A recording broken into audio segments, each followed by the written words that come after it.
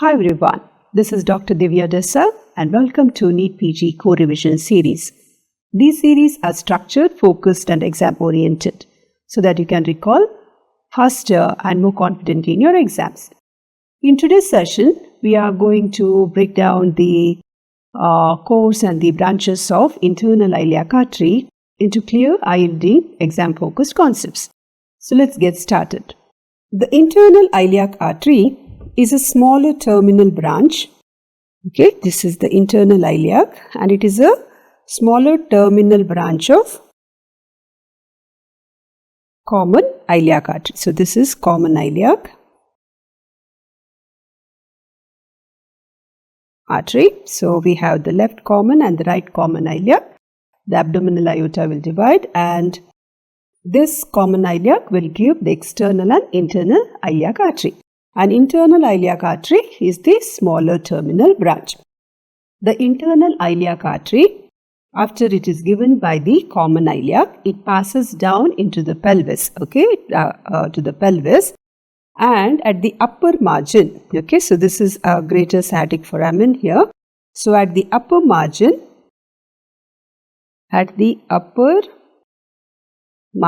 of greater sciatic foramen, it will divide into a posterior division and an anterior division. Okay, so we will look at the branches of this anterior and posterior division of iliac artery. So when we see here, so you can see the common iliac dividing into, this is the external iliac and this is the internal iliac artery. So here it has divided at the level of the upper margin of greater, this is the greater sciatic foramen here. So at the upper margin it will divide into posterior division and an anterior division. So this is the anterior division.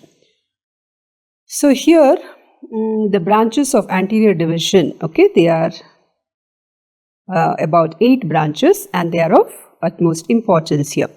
So it gives, so the branches of anterior division, when we say, it gives, here we have, so the first branch here will be the superior vesical artery. This is the superior vesical artery.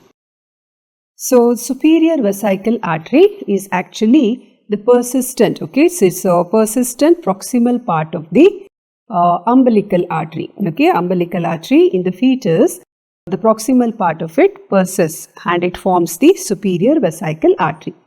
The distal part of it will form the medial umbilical ligament. So this is the, so here you can see that will be the umbilical ligament portion here. And this remains as the superior vesical artery.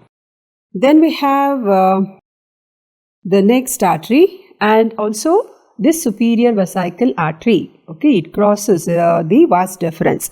So it is crossed by the vas deferens. Two things which you have to remember about superior vesical artery is, one is, it is proximal. It's the remnant, proximal, it's not remnant, it represents the proximal part of umbilical artery, the superior vesical artery. And second thing is, it is crossed by the ductus deferens. It is crossed by the ductus deferens.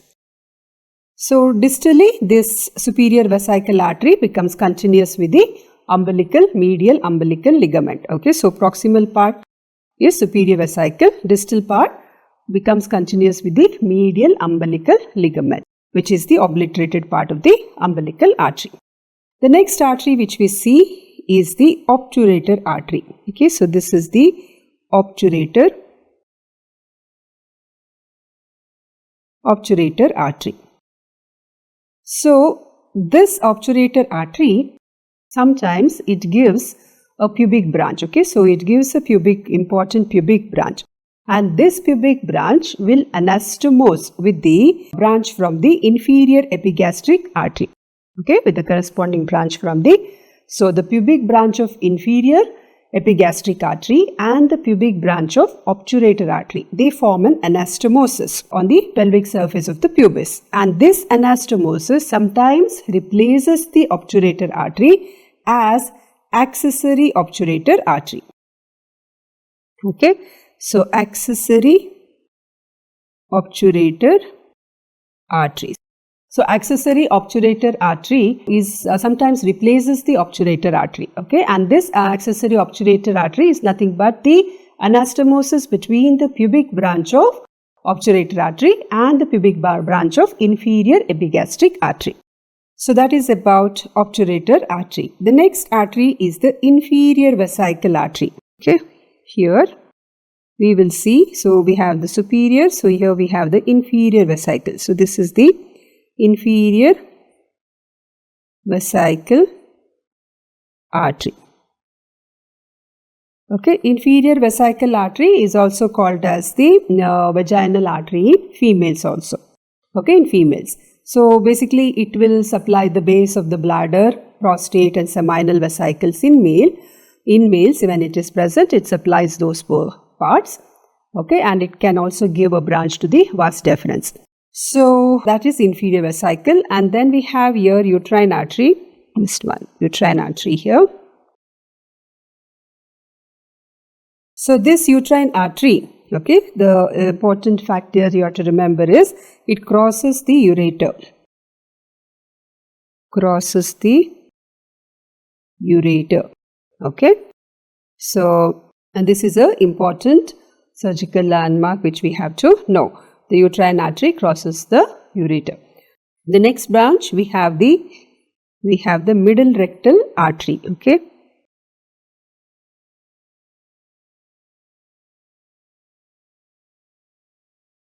So middle rectal artery is a small branch, okay, which passes medially to the rectum.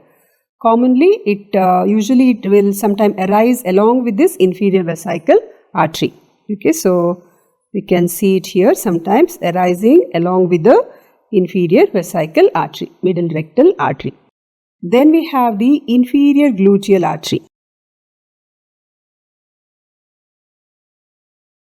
Inferior gluteal artery, and inferior gluteal artery here, this is the largest branch. Okay, so inferior gluteal artery is the largest branch of this anterior division of internal iliac artery. Then we have, we finished inferior gluteal, then we have the internal pudendal artery.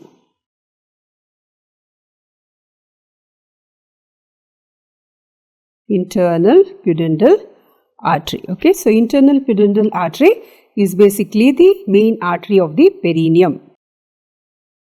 It is the principal artery supplying the perineum. So it will pass through the greater sciatic foramen, then again it will form the pin structure right over the ischial spine, and again it will enter the pelvis. So that is internal pudendal artery. So these are the branches. So inferior vesical artery in males becomes the vaginal artery in females. So here inferior vesicle is otherwise the vaginal artery.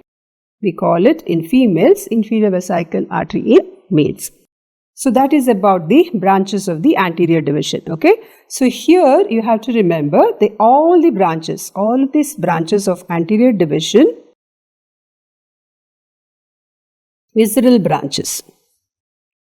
Okay, visceral branches except inferior gluteal. Inferior gluteal and obturator. Okay. So these two, they are parietal, that is they supply structures outside. So these are parietal arteries, but rest are all visceral arteries which will supply the structures in the pelvis. Parietal branches. Okay. Next, coming to the branches of the posterior division. So posterior division here gives three branches. One is the iliolumbar. Iliolumbar artery. Okay, so this artery, it ascends upwards across the sacroiliac joint there, and then it will divide into the lumbar and iliac branches. Then we have lateral sacral arteries. Okay, so these are these two. We call them as the lateral sacral arteries. So these are two in number. We will see them upper and the lower. Okay, and they run downwards and medially over the sacral nerves. So these branches, they will enter the sacral canal to the anterior sacral foramina and it will supply the contents. So next we have the superior gluteal artery here. Superior gluteal artery. Okay, so this artery also leaves the pelvis through the greater sciatic foramen along with the other structures. So here all these branches of the posterior division, they are all parietal branch, means they supply the structures outside. Okay, so iliolumbar, lateral sacral as well as the superior gluteal arteries. Now let's see some of the image based MCQs. The labral artery arising from the posterior division. So posterior division, we had iliolumbar, then we had the lateral sacral as well as the superior gluteal. So among this, here the branch shown is the superior gluteal. Okay, so here this is marked, then coming from the posterior division, so it is the superior gluteal artery. Injury to this artery during hernia repair. Okay, injury to this artery during hernia repair, okay, is known as, okay, so usually this artery is injured and that artery, we call it as the corona mortis hemorrhage. Okay, corona mortis hemorrhage it is called. Then we have the uterine artery arises, uterine arises from the anterior division of the internal iliac artery. Which of the following best describes the course of the labelled artery? Okay, so here is the course. So exists above piriformis. Okay, so it is basically the internal pudendal artery here. What we are seeing. So it exits below piriformis and re-enters via the sciatic foramen. So that is the answer. So that was all about the internal iliac artery and its branches. Stay consistent with this series because they will get you one step closer to your NEET PG dreams. So stay focused, stay consistent and trust in your preparation. I'll see you in the next session.